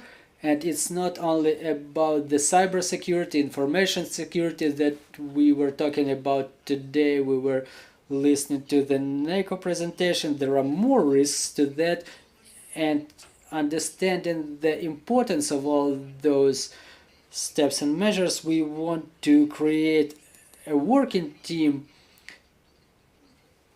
which should be made of the implementators of this or those steps. I got myself familiarized with the program approved by the Minister of Defense Oleksiy Reznikov. It includes all the steps and measures contemplated by NAKO, but calculated the number of the persons responsible for fulfillment, we will come to a number of about 40 persons. So one team will include 40 plus persons, but if we say that it's not a person but an entity responsible, it may include 2 or 3 or even more representatives. So yes, we realize that not everything is perfect. There are no perfect conditions for implementation of the strategy, but at the same time we have political will, we have resources, we have ambitions, we have desire. That's why I apologize. So our following steps are very simple. To create a sectoral working team, it will be created shortly, to discuss the difficulties and problems with the persons directly responsible, so they address the relevant agencies who can provide relevant support. Thank you very much. Thank you. If we have any questions on the floor, let me know by raising your hand. Now that we don't have questions on the floor, I have questions to them. Do you have anything to add? I have a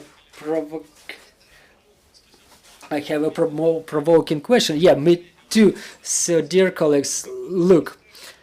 For example, there is such a thing. There is such a step in the program of the ministry. The termination of efficiency of certain regulations. So the ministry has prepared a draft law, they submitted it to the parliament, and as it happens sometimes to some draft laws, how would NAKC react to this when those draft laws they die in the parliament? Will it be shown in the system as complete or incomplete or partly complete? Yeah, I know it's a question of provoking nature, but I would like to hear your opinion. Well, first of all, we can consider the formulation of this matter. I know that it's a personal ambition of the head of NAKC. I mean, the termination of effectiveness of the dwelling code, but we were talking about the reformation of the law, amendment of the law for provision of the servicemen with the free residence.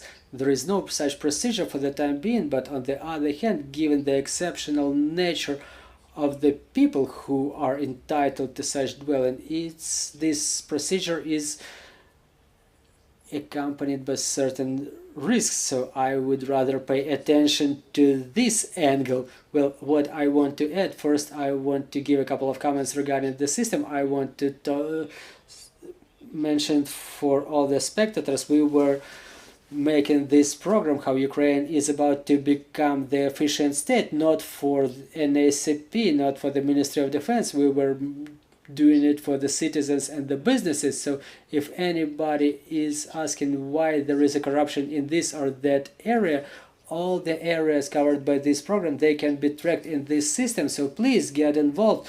Please get involved in the implementation of all those measures. The day before yesterday, there was a meeting with the Vice Prime Minister for European Integration, Ms. Stepanyan, and she's asking, so is it going to be shown in red on your system that are incomplete? Those are the requirements of the European Union. So yes, those steps will be marked red, and you will be able to see how much is red in this or that area and what creates obstacles for every citizen to live in a powerful, wealthy Ukraine, and who should do what to make a country like that. As to the residences code, is a problem for every serviceman, because in compliance with the Soviet era code, the service dwellings are being presented, they're being provided to the military. The military are the biggest category, and it creates corruption. Well, in many organizations, to get a free dwelling, you have to bribe the Kamyshin or other people that are responsible for distribution of such dwellings. So based on such things,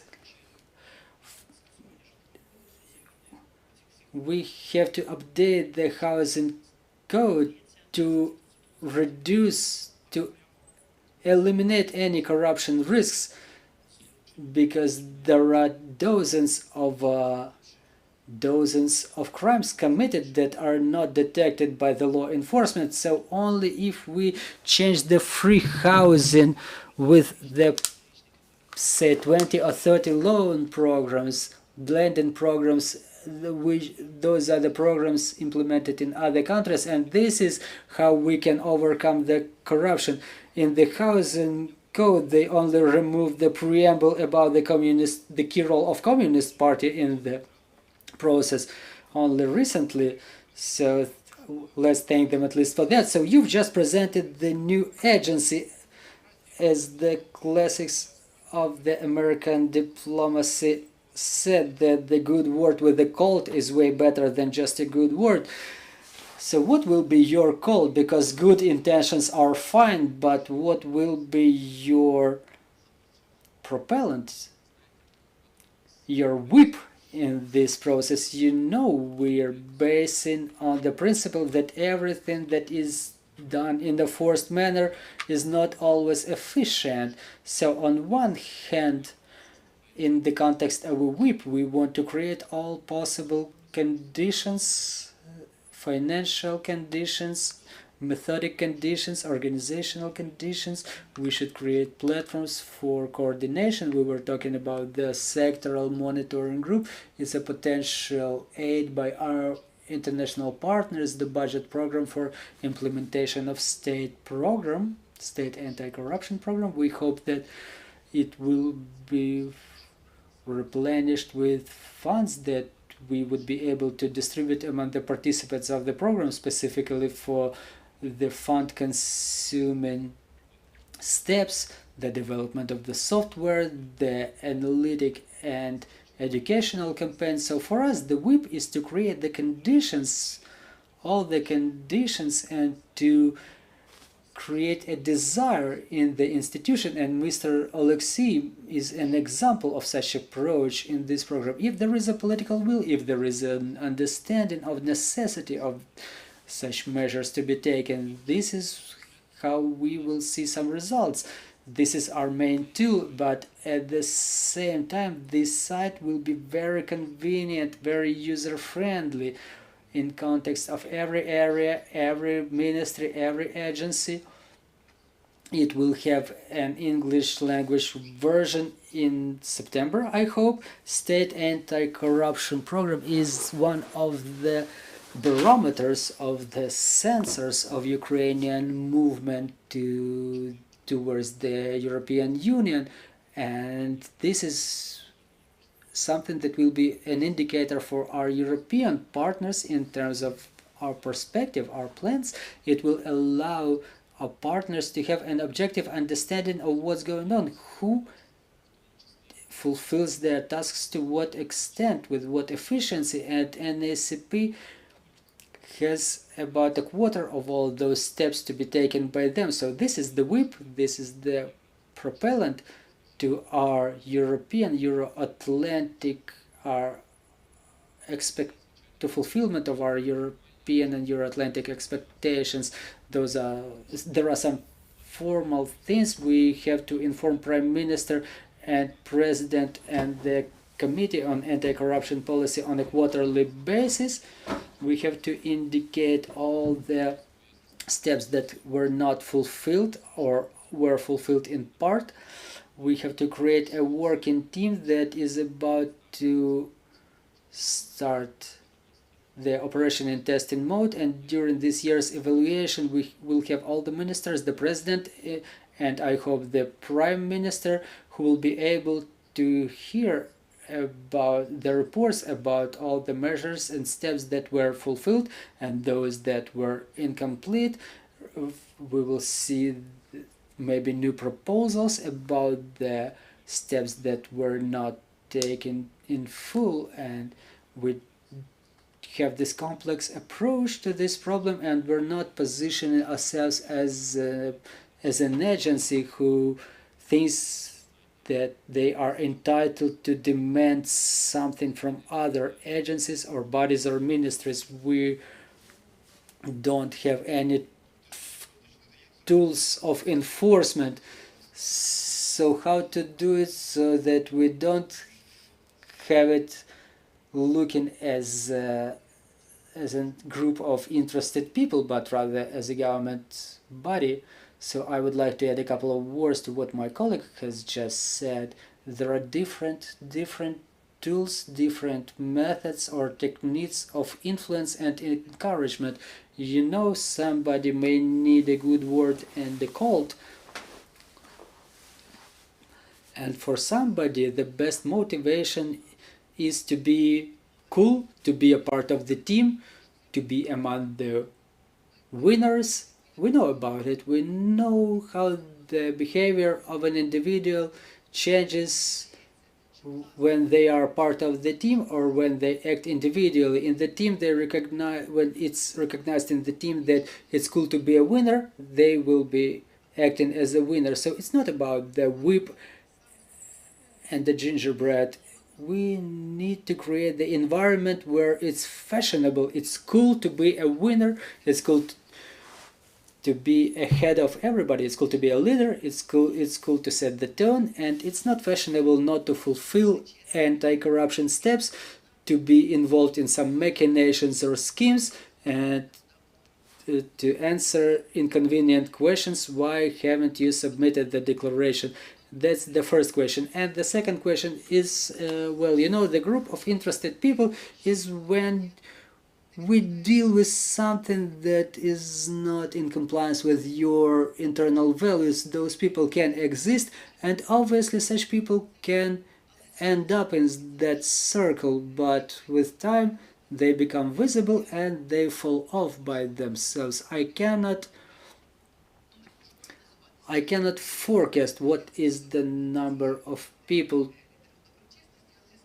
to be on the team of the integrity leaders, but again, I have more than 10 years of experience of work in the Ministry of Defense, and I was able to create such teams of winners, and it's my pride that some of the members of those teams continue serving today, continue working on the management positions in that ministry or in other agencies. So again, we can continue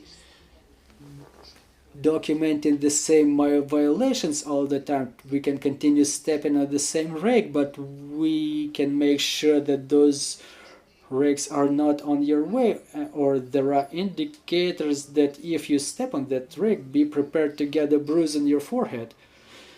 Well, if we don't have questions on the floor, in fact, let's wrap up. May add a couple of words as the summary.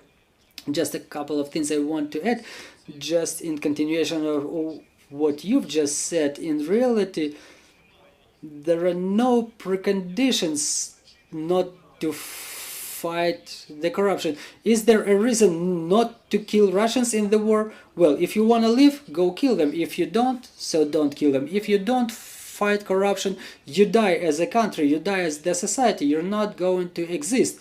Well, it will be a lengthy process, you're not dying right away, but you're dying for sure. So what are the reasons to fight corruption? Well, if you want to live, then fight it. If you don't want, then you're not going to live normally, but it's not that everybody understands it.